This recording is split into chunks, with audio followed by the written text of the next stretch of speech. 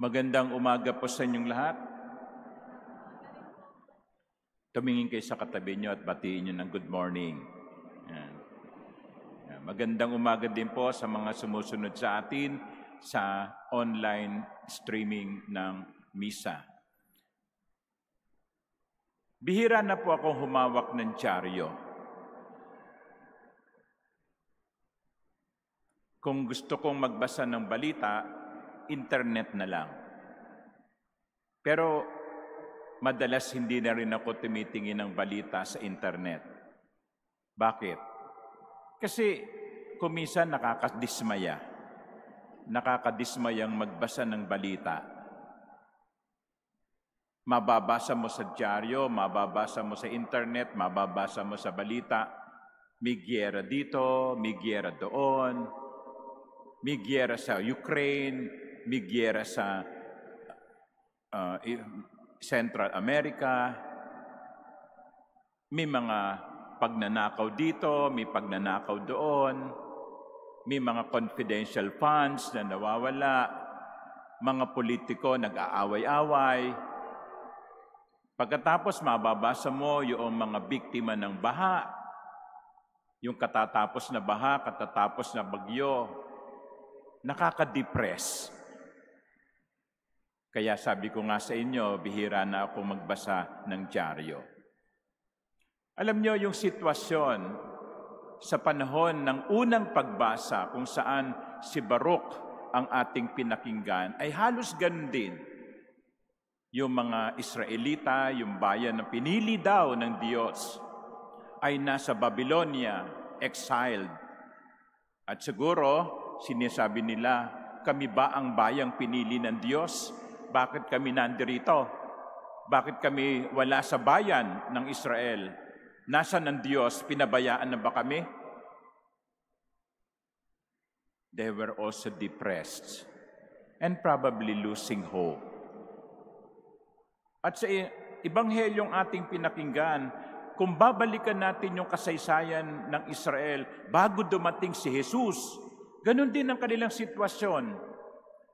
Nasasakop sila ng mga dayuhan, nasa ilalim sila ng pamamahala ng mga Romano, may kahirapan, dumadaan sila sa mga pagsubok. Kaya parang ang tinatanong din nila, kami ba ang bayan ng Diyos? Kami ba ang bayang pinili ng Diyos?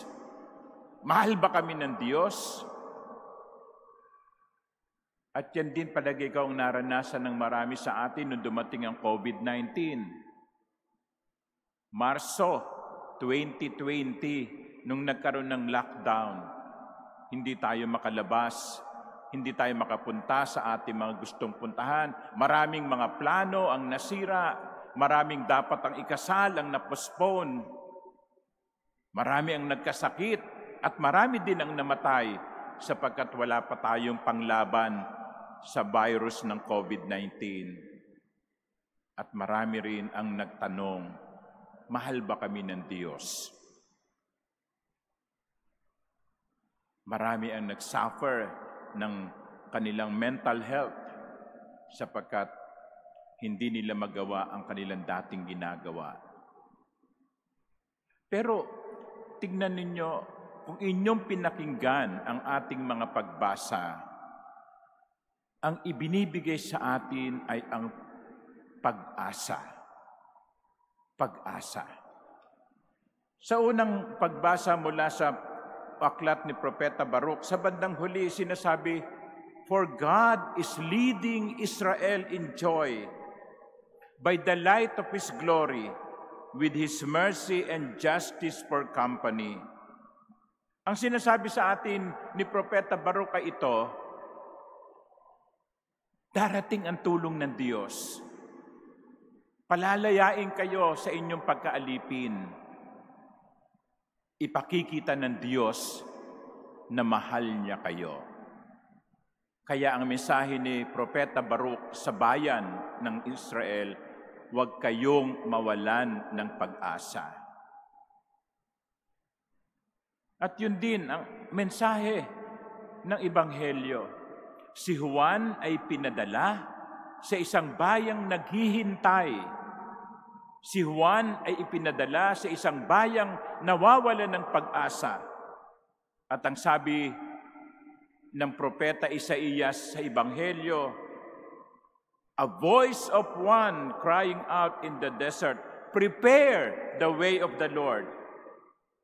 The Lord is coming. Parating na ang Panginoon. Ihanda ninyo ang kanyang daraanan. Sapagkat ang kaligtasan ng Diyos ay parating. Huwag kayong mawalan ng pag-asa. At hindi ba't yan din ang ipinakita sa atin ng Diyos noong COVID-19? Natapos din ang lahat.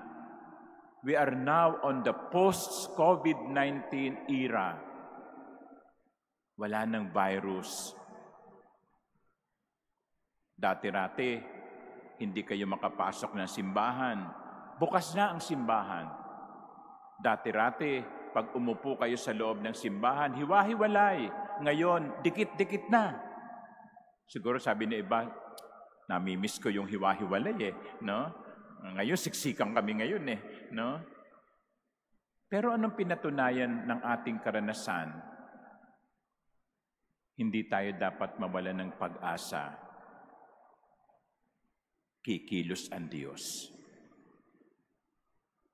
At yan ang pinatunayan sa unang pagbasa sa Ebanghelyo at sa ating sariling karanasan. Hindi tayo dapat mawalan ng pag-asa sapagkat hindi tayo pababayaan ng Panginoon.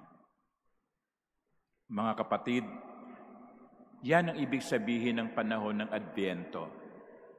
Sabi nung nabasa ko, Advent is like turning off the lights because the birthday cake is coming. Diba yung birthday cake na may mga sinding kandila, bago hipan, patay nyo ilaw, no? At pagkatapos, ihaharap sa may birthday, make your wish. At hihipan ang kandila ng birthday cake. Advent is like that. You turn off the lights because the birthday cake is coming. Sa panahon ng Adbyento, isa ang ipinapaalaala sa atin. Maghanda tayo sapagkat parating ang ating kaligtasan. Do not lose hope. God will come and save us. Kaya mga ginigil kong kapatid, anuman ang pinagdaraanan ninyo, anumang pagsubok ang inyong hinaharap ngayon, kung meron man kayong pangamba sa inyong mga puso at may mga katanungan sa inyong mga isip, huwag niyong kalilimutan. Walang dahilan para mawalan ng pag-asa. Ang Diyos ay kikilos. Amen.